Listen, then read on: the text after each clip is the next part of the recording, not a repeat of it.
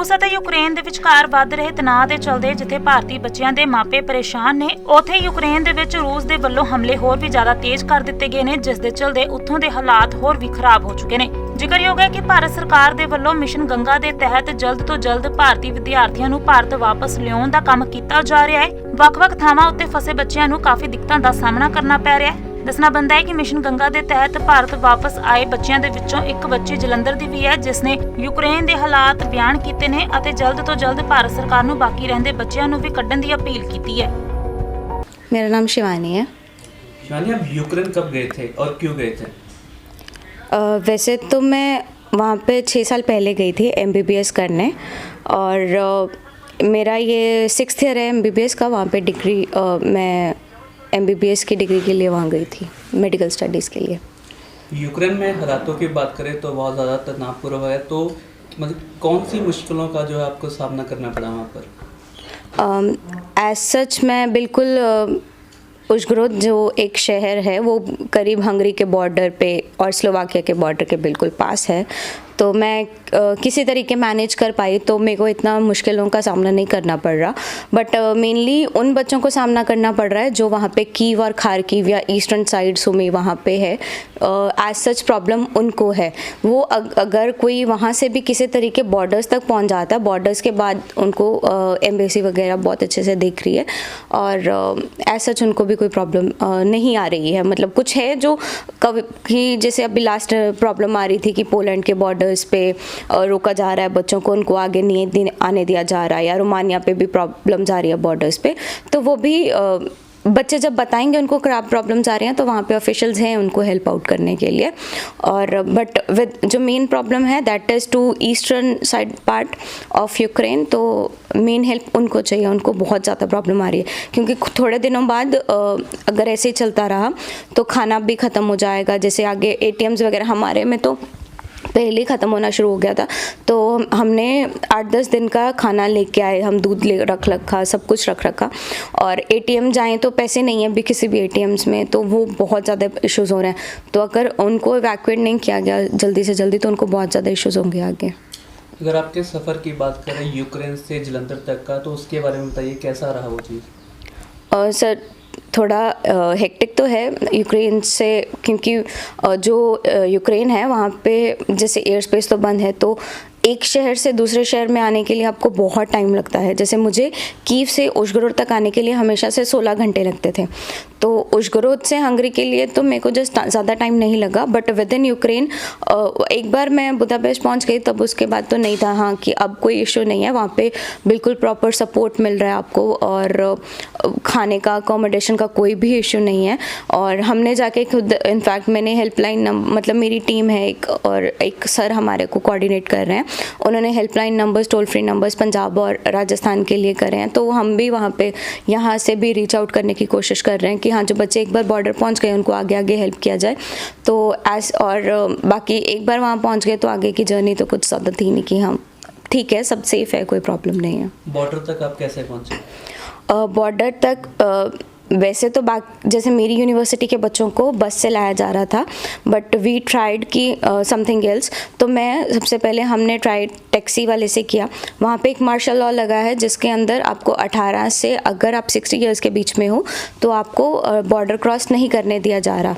तो अगर आपको बॉर्डर क्रॉस नहीं करने दिया जाएगा तो हमारा जो हम टैक्सी ड्राइवर लेके चले थे, ही वॉज अराउंड 70 ईयर्स, पर उसके कार में कोई इशू था तो उसने हमें बॉर्डर पे ही उतार दिया। एंड ही सेड, मतलब he was very helpful, but he suggested कि यहाँ पे पास में रेलवे स्टेशन है, so you could go and try there. सो हमने सोचा कि हम ट्राई करते हैं, अगर कुछ होगा वापस आ जाएंगे। तो हमने रिस्क लेके, हम पहले 5 बंदे थे जो ट्रेन से आगे हंगरी की तरफ एक जोहानी बॉर्डर पड़ता है वहाँ पे गए। वहाँ पे हमें इंडियन पासपोर्ट की इतनी वैल्यू होने के कारण उन्होंने हमें इतना स्पेशल ट्रीट किया। उन्होंने खुद से हमें स्टैंप लगा के दी, इमिग्रेशन दिया, वीज़ा दिया। तो उन्होंने हमें फिर आगे गाइड किया कि यहाँ से आप बुदापेस्ट चले जाओ, आपके ऑफिशियल्स मिलेंगे। और हम वहाँ पे भी एक BSH ग्रुप है, वो काफ़ी हेल्पफुल है। तो वो ग्रुप के ऑफिशियल्स को लेने आए थे, हमें वॉलंटियर्स हैं वहाँ पे। तो उन्होंने आगे का हमें प्रोसेस करके वहाँ पे अकोमोडेशन, फूड सब कुछ प्रोवाइड किया। और बस मतलब उसके बाद हमारे आने के बाद जब हमने बता दिया कि हम सेफली बुदापेस्ट पहुंच गए, तो हमारे बाद अराउंड 250-300 बच्चे आए हैं और हम उन सब बच्चों को आगे गाइड कर रहे हैं कि आपको कैसे आना है, कहाँ जाना है, कैसे नहीं। तो हमें ऑलमोस्ट 3-4 दिन हो गए थे बुदापेस्ट में। We are quite familiar with that place, तो हम आगे हेल्प आउट कर सकते हैं उनको। तो आपके साथ कोऑर्डिनेट कौन कर रहा था? आप बता रहे हैं एक टीम हमें हेल्प में नंबर वगैरह दे रही थी, वो कौन थे? वहाँ पे एक अजय सोनी सर हैं, he is working in a city bank over there and he is also quite helping everyone with the food accommodation. हम उन्हीं के प्लेस पे थे और उनके मतलब लिंक्स भी हैं एम्बेसी के साथ। वो क्या करते हैं, बच्चों जब बहुत सारे बच्चे हो जाते हैं तो वो लिस्ट बना के भेजते हैं कि ये बच्चे हमारे पास पहुँचे, तो आपको एम्बेसी को वो लिस्ट जारी की जाती है कि हाँ आप ये बच्चों को यहाँ से इवैक्यूएट करने की कोशिश करें। तो हम पहले थे उनमें, तो इसलिए हमारी लिस्ट जल्दी बन के आई है और हम उसके बाद एम्बेसी ने हमें कांटेक्ट किया कि आपकी फ़्लाइट है। जब आप हंगरी पहुंच गए उसके बाद कौन से चैलेंजेस थे? कोई दिक्कतें आ रही थी वहाँ पर उसके बाद जब हंगरी पहुंच गया? नहीं, उसके बाद हमें कोई प्रॉब्लम नहीं है। वहाँ पे बहुत सारे वो जो वॉलंटियर्स हैं बहुत ज़्यादा हेल्पफुल हैं। इवन कि वो हेल्प आउट कर रहे हैं कि आप इतने स्ट्रेस भरी सिचुएशन से आए हो, खाना सब कुछ, पानी, सब कुछ आपको दे रहे हैं और इवन कि आपको घूमने के लिए भी वो एक वॉलंटियर के साथ भेजा जा रहा है कि आप थोड़ा स्ट्रेस रिलीज हों। बुदापेस्ट एक बहुत ब्यूटीफुल सिटी है, तो वो बस कि आप इस माहौल से बाहर निकल के आए हो थोड़ा रिलैक्स करने के लिए, वो आपको घूमने के लिए भी दिया जा रहा है। तो हमें एक बार आप हंगरी पहुंच के उसके बाद कोई भी इशू नहीं है। यूक्रेन गवर्नमेंट की बात करें तो क्या हेल्प मिल रही थी इंडियन स्टूडेंट्स को वहाँ पर कोई? हमें तो यूक्रेन गवर्नमेंट उसमें मतलब नहीं आए, हम उनके क्या बोलते हैं, हमें उनकी ऐसे ज़रूरत नहीं पड़ी कि हाँ हमें वो अप्रोच करें, हम तो ऐसे निकल गए।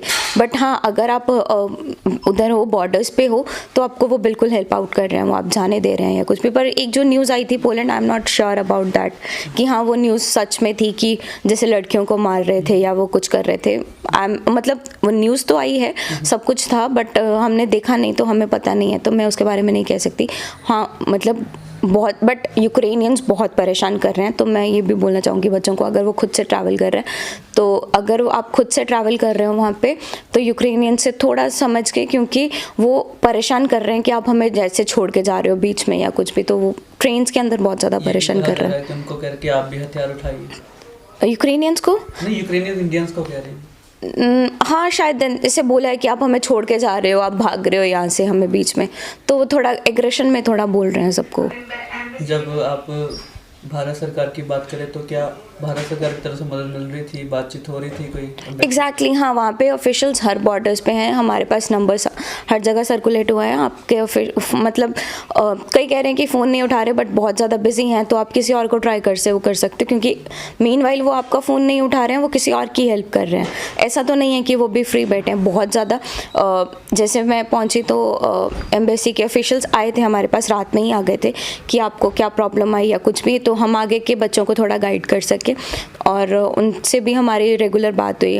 इवन कि जब हम निकले, एम्बेसडर खुद हमसे आए थे मिलने, और एम्बेसी के बहुत सारे ऑफिशियल्स आए थे, और मतलब अच्छी कोशिश कर रहे हैं सब वहाँ पे कि सबको अच्छे से इवैक्यूएट करा जाए। But it is just this कि उनको एक बार बॉर्डर्स तक आना है खुद, बट वहाँ पे अब जो ईस्टर्न साइड के बच्चे हैं वो बॉर्डर्स तक खुद भी नहीं आ सकते, क्योंकि सिर्फ ट्रेन्स चल रही हैं, और ट्रेन्स मतलब ऐसे भर भर के चल रही हैं कि सबको निकलना है वहाँ पे।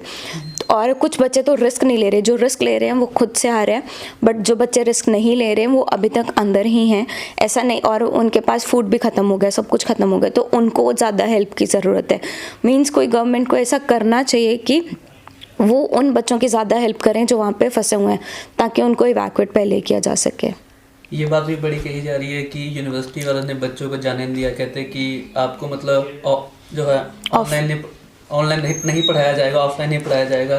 तो क्या आपके साथ भी कुछ ऐसा हुआ? एक्चुअली हमारी यूनिवर्सिटी जो है वो ऑलरेडी ही ऑनलाइन पे ही चल रही थी, और जो बाकी यूनिवर्सिटीज़ हैं लाइक सुमे, और उनको था कि मे बी शायद वो और नहीं होगा, तो इसलिए दे वर प्रेफरिंग कि ऑफलाइन चले। और बट अनटिल और अनलेस नहीं था।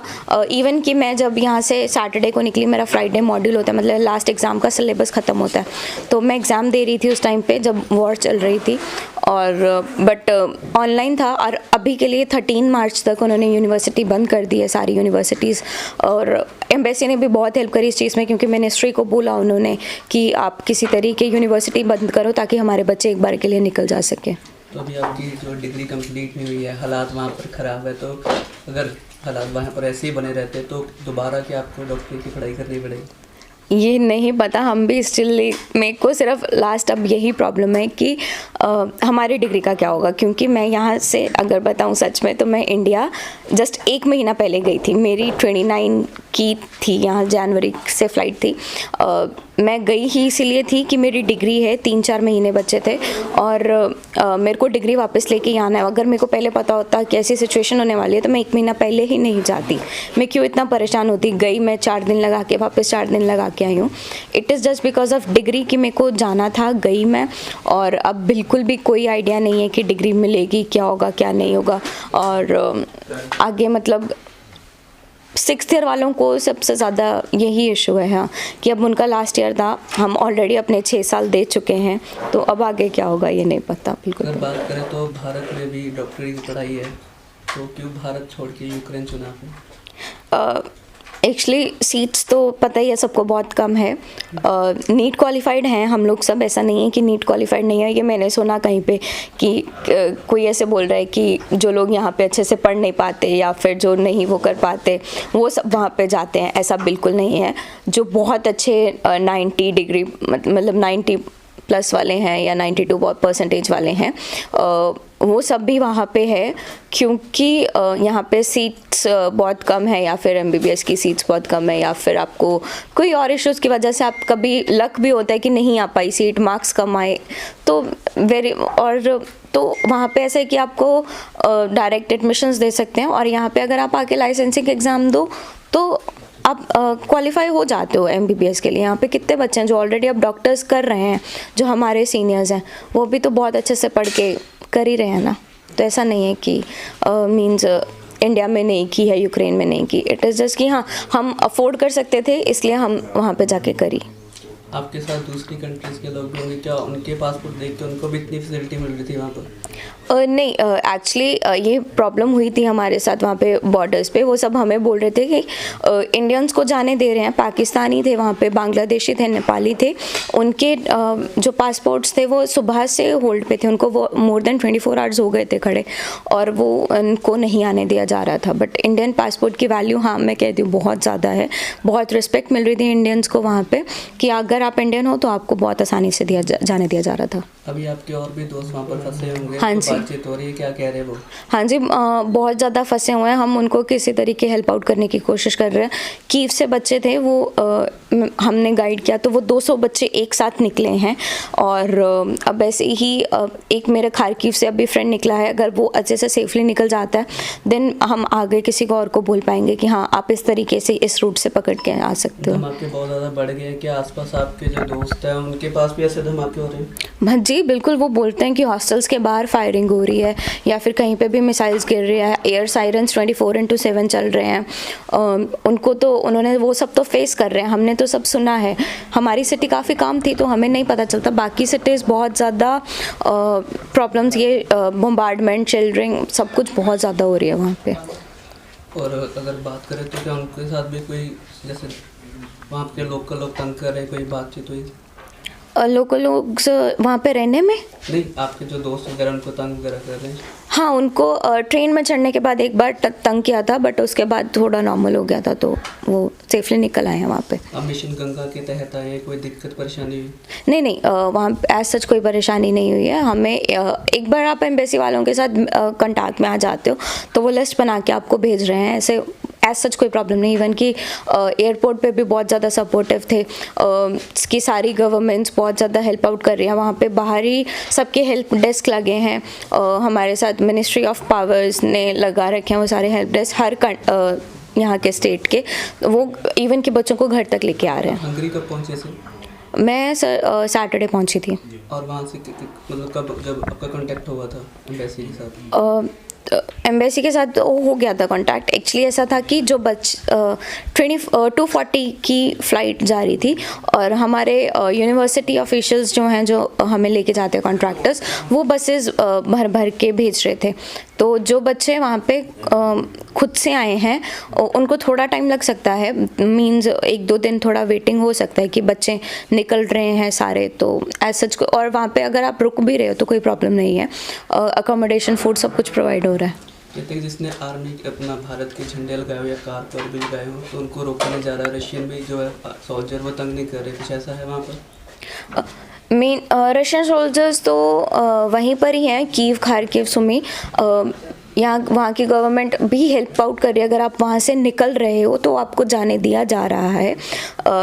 कुछ मैंने हमारे साथ ही बच्चे खुद की कार लेके वो कीव से इतना रिस्क लेके निकले थे। 3 बच्चे थे वो, कीव से वो लड़के रिस्क लेके निकले एंड उनकी एक ही हेडलाइट थी। वो सारे रास्ते उनको आई गेस 3 दिन लगे कीव से हंगरी तक पहुंचने के लिए, खुद ड्राइव करके आए वो अपनी कार से। तो कहीं कहीं तो उन्होंने बहुत प्रॉब्लम की कि हाँ आप क्यों जा रहे हो, कैसे जा रहे हो, या फिर ऐसा, या फिर अगर डॉक्यूमेंट्स पूरे हैं सब कुछ। बट अगर आप ऑफिशियल्स, एम्बेसी ऑफिशियल से बात करवा दे रहे हो तो वो जाने दे रहे हैं आपको। देश दुनिया ਦੀਆਂ ਤਾਜ਼ਾ ਖਬਰਾਂ ਦੇ ਲਈ ਹੁਣੇ ਪਲੇ ਸਟੋਰ ਤੋਂ ਡਾਊਨਲੋਡ ਕਰੋ ਪੰਜਾਬ ਦੀ ਆਵਾਜ਼ ਅਜੀਤ ਨਿਊਜ਼ ਐਪ।